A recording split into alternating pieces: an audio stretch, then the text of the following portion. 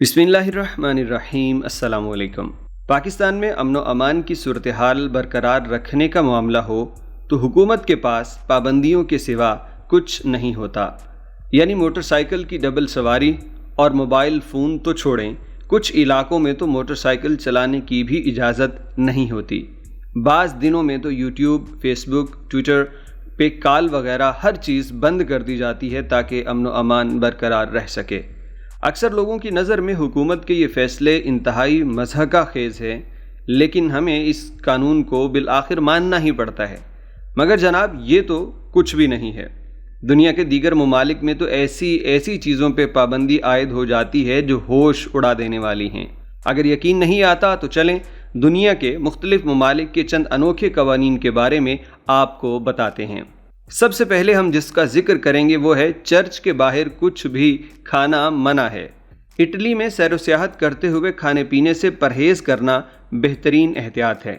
अतालवी शहर फ्लोरेंस में तो किसी गिरजाघर की सीढ़ियों या अहाते में बैठे या खड़े होकर खाना पीना सख्त मना है।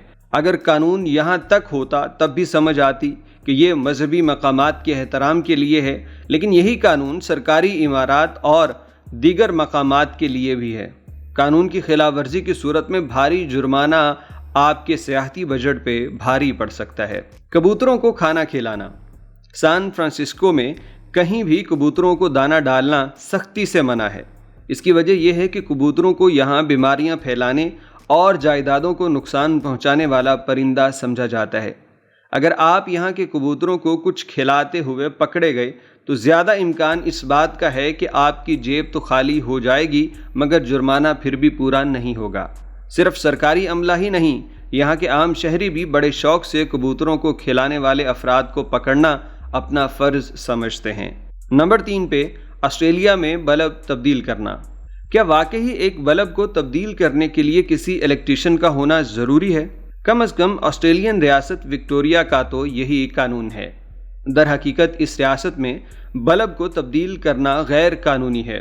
जब तक किसी के पास इलेक्ट्रीशियन का लाइसेंस ना हो वो बल्ब तब्दील नहीं कर सकता।